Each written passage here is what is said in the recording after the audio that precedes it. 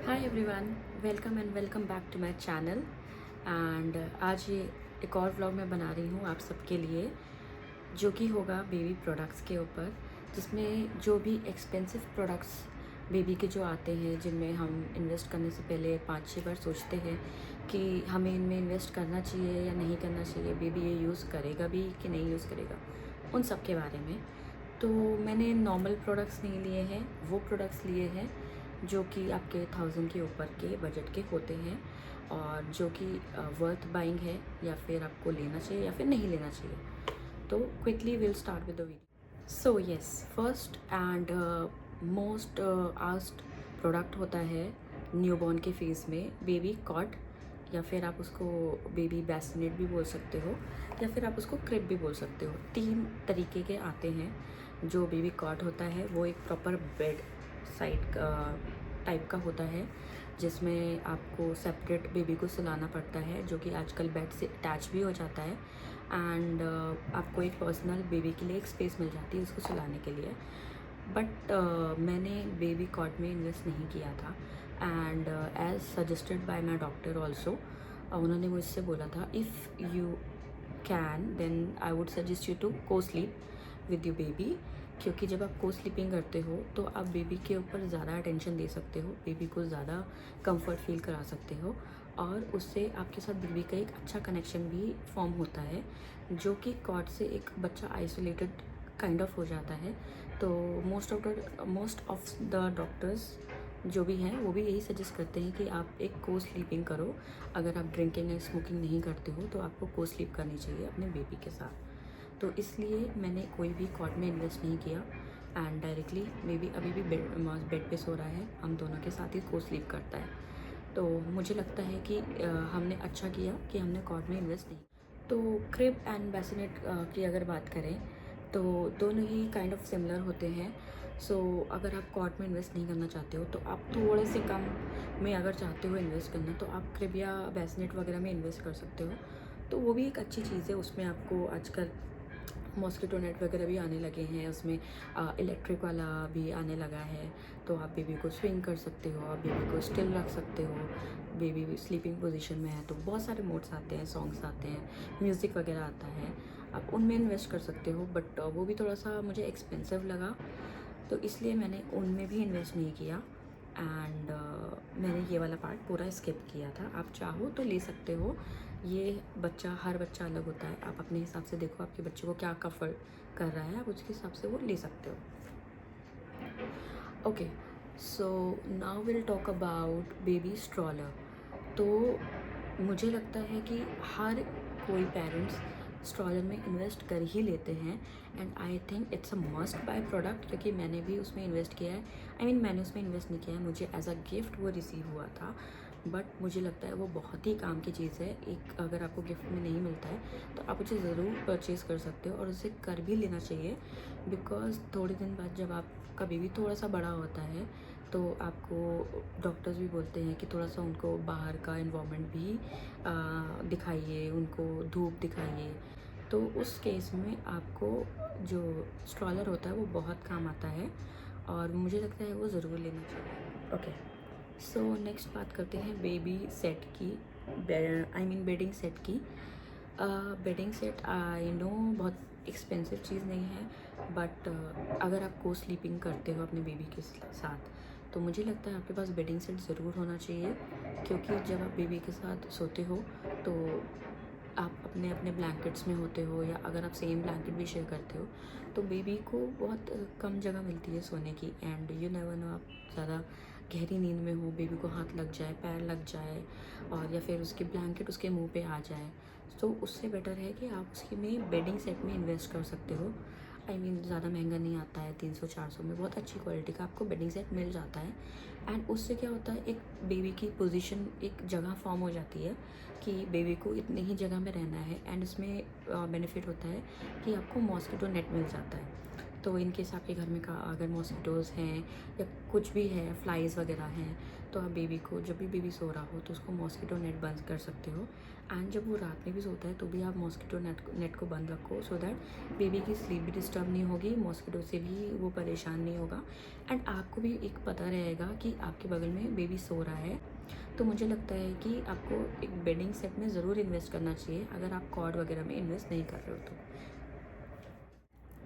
Now अभी बात करते हैं जो एक काइंड ऑफ एक्सपेंसिव प्रोडक्ट है और आजकल बहुत चल रहा है, which is baby car seat. तो बेबी कार सीट अगर आपने देखा होगा तो आजकल एक फैंसी चीज़ में आ गया है, मतलब और गो टू प्रोडक्ट भी हो गया है बहुत। तो मोस्टली पेरेंट्स सोचते हैं कि हम कार सीट ले लेते हैं, उसमें baby comfortable, new born stage पे स्पेशली बेबी कंफर्टेबल सो जाता है। आप कहीं भी ड्राइव कर रहे हो तो आप उसको बेबी को कार सीट को वहाँ पे फिट कर सकते हो, वहाँ पे अपने बेबी को रख सकते हो, वहाँ पे बेबी सो जाता है। बट इन माई केस मैंने उसमें इन्वेस्ट नहीं किया था बिकॉज हमारा इतना ट्रैवलिंग नहीं होता है। अगर आपका ट्रैवलिंग होता है then you must buy baby car seat, but अगर आपका इतना ट्रैवलिंग नहीं है तो फिर आप उसको अवॉइड कर सकते हो, क्योंकि वो एक तरीके का खर्चा है एंड आपकी एक कार में एक पर्टिकुलर सीट है वो फिक्स हो जाती है बेबी के लिए और वहाँ पे कोई और नहीं बैठ सकता, वो एक ड्रॉबैक है उसका। अब भी बात करते हैं बेबी रॉकर के बारे में। एक आपने देखा होगा कि एक रिक्लाइनिंग चेयर टाइप आती है, उसको बोलते हैं बेबी रॉकर। उस पर 3 मोड्स होते हैं, एक 2 म्यूज़िक के मोड होते हैं एंड एक जो होता है वो वाइब्रेशन मोड होता है। तो अगर आप न्यूक्लियर फैमिली में रहते हो और जॉइंट फैमिली में नहीं रहते हो तो आपको बहुत काम आता है, क्योंकि आपको घर के काम भी करने हैं, आपको अगर आपका ऑफिस स्टार्ट हो गया तो आपको ऑफिस भी देखना है, आपको खाना बनाना भी देखना है, अगर मेड्स आती है तो उनको भी असिस्ट करना है। तो उस केस में बेबी रॉकर आपको बहुत हेल्प करता है, क्योंकि उसके जो मोड्स हैं वो कहीं ना कहीं बेबी को एंगेज रखते हैं और उनको बहुत अच्छा लगता है जब ऐसे रॉक पोजीशन में होता है आपका वो, तो बेबी बहुत इन्जॉय करता है। एंड आप उसको थोड़ी देर अगर उस पर छोड़ भी देते हो तो बेबी उसमें रह लेता है कंफर्टेबली। तो आप चाहो तो आप उसमें इन्वेस्ट कर सकते हो एंड थोड़ा सा ही एक्सपेंसिव है, 2-3 थाउजेंड में आपको बहुत अच्छा सा रॉकर मिल जाएगा।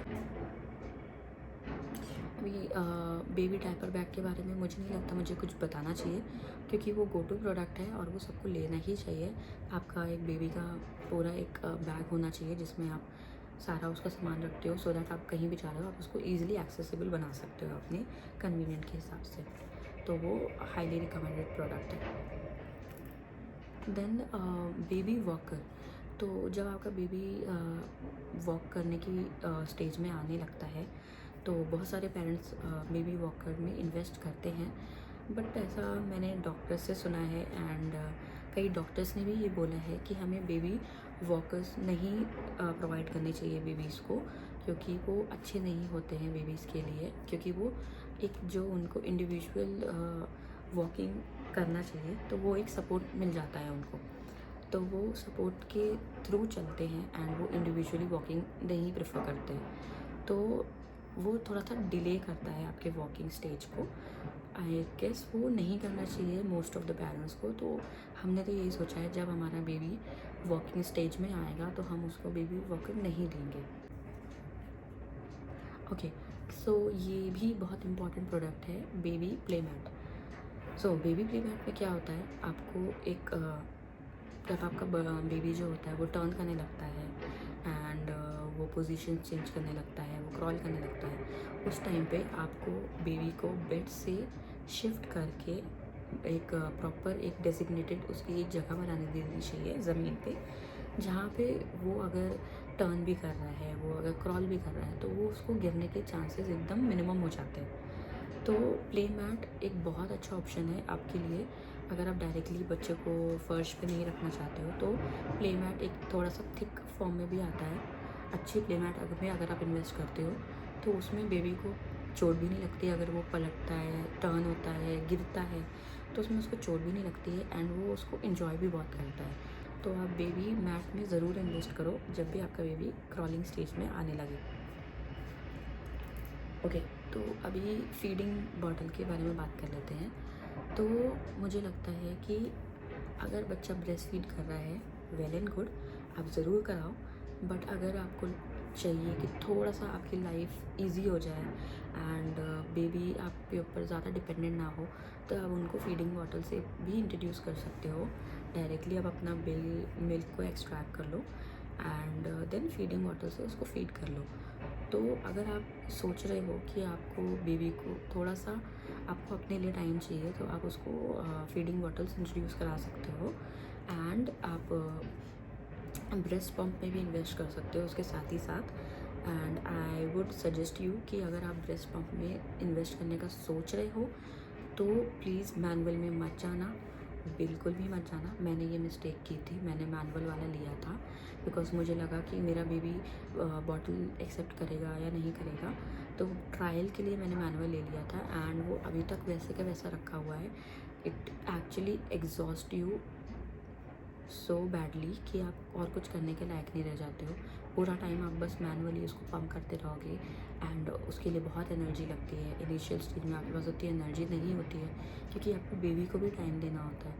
तो उस स्टेज में आपको मैं हाईली रिकमेंड करूँगी कि अगर आप इन्वेस्ट करना भी चाहते हो ब्रेस्ट पंप में, तो आप इलेक्ट्रिक में ही करो।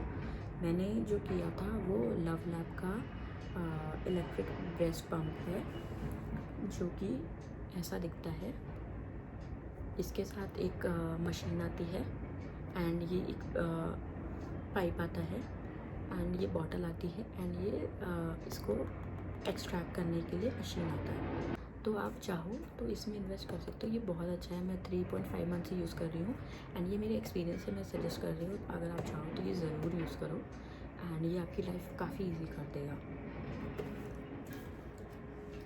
Now if I talk about baby bottle sterilizer, bottle sterilizer आप चाहो तो आप ले सकते हो क्योंकि वो आपका हाफ ऑफ द जो बॉटल से रिलेटेड का काम है वो इजी कर देता है।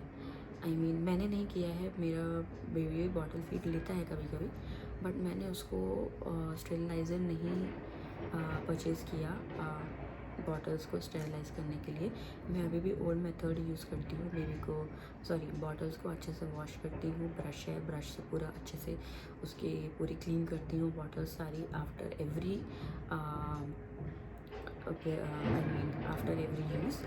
उसको मैं सारा क्लीन करती हूँ अच्छे से। उसका एक लिक्विड आता है बॉटल क्लीनर का, वो यूज़ करती हूँ एंड उसके बाद मैं नॉर्मली उसको फ़िल्टर्ड पानी के साथ एक गंजी में बॉटल्स को डाल के सारा बॉईल कर लेती हूँ।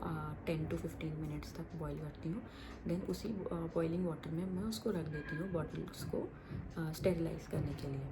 तो मेरा उसमें काम हो जा रहा है क्योंकि मेरे पास मेरी फैमिली भी है, मुझे उसमें हेल्प हो जाती है वो प्रोसेस को पूरा करने में।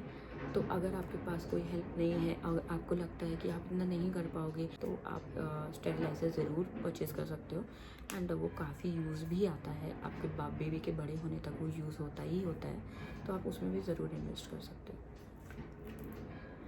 Okay, so next will talk about baby carrier. ठीक है, अभी जब भी आपका बेबी 3 to 4 मंथ्स की स्टेज में आने लगता है, देन बेबी का वेट गेन प्रोसेस चालू हो जाता है। तो उसके लिए आप अगर चाहते हो कि कहीं आपको बेबी को लेके जाना है, आपको बेबी नेस्ट में बेबी हैवी लगता है, तो आप चाहो तो बेबी कैरियर में इन्वेस्ट कर सकते हो। एंड कभी भी आप कभी शॉर्ट ट्रिप्स लेते हो या कहीं घूमने भी जाते हो तो बेबी कैरियर बहुत काम आता है। आप हर जगह स्ट्रॉलर लेके नहीं जा सकते। बेबी कई बार स्ट्रॉलर में लेटना भी पसंद नहीं करता, बोर हो जाता है, तो उस केस में बेबी कैरियर बहुत काम आता है। हमने भी रिसेंटली बेबी कैरियर में इन्वेस्ट किया है। हमने जो लिया है वो बेबी हक का लिया है। मैं यहाँ पे मेंशन कर दूँगी मैंने कौन सा वाला लिया है। आई गेस वो 5-in-1 वाला है एंड उसमें हिप सीटर अलग से आता है। आप चाहो तो डायरेक्टली हिप सीटर लेके जा सकते हो, आपको अलग से हिप सीटर खरीदने की ज़रूरत नहीं है। वो आपको कैरियर के साथ ही आ जाता है आफ्टर 4 मंथ्स, वो अच्छे से बैठने लगता है, तो आप उसमें भी इन्वेस्ट कर सकते हो। Now last but not the least, जो कि बहुत ही इंपॉर्टेंट प्रोडक्ट है एंड मेरे बहुत यूज़फुल रहा है, वो है रूम कैमरा। आई नो बहुत लोगों को लगेगा कि रूम कैमरा की क्या ज़रूरत है एंड इतना यूज़ नहीं होता है एंड क्या ही होगा, हम तो बेबी के आसपास ही रहते हैं। बट मैं बोलूँगी कि अगर आप अकेले रहते हो तो आप ज़रूर रूम कैमरा में इन्वेस्ट करो। एंड जब भी बेबी 3 to 4 मंथ्स का होने लगता है, जब वो टर्न वगैरह होने लगता है, या अगर वो 3-4 मंथ्स का नहीं भी है, उससे छोटा भी है, अगर वो सो रहा है, आपको घर का काम है, आप किचन में जा रहे हो, बेबी रूम में सो रहा है, तो आप डायरेक्टली कैमरा को प्लेस कर सकते हो रूम में ही एंड आप फ़ोन से एक्सेस कर सकते हो एंड उसमें देख सकते हो कि आपकी बेबी अभी जग रहा है या सो रहा है। एंड आप कहीं ना कहीं एक व्हाट डू वी से टेंशन फ्री हो जाते हो जब आप देखते रहते हो सामने ही सामने कैमरे में कि हाँ बेबी अभी पीसफुली सो रहा है, बेबी अभी क्रैंकी है, रो रहा है। उसमें रिकॉर्डिंग भी हो जाती है, उसमें स्पीकर भी है, उसमें आप बात भी कर सकते हो, सब कुछ हो सकता है उसमें। तो मैंने जो अपने बेबी के लिए इन्वेस्ट किया है वो है ये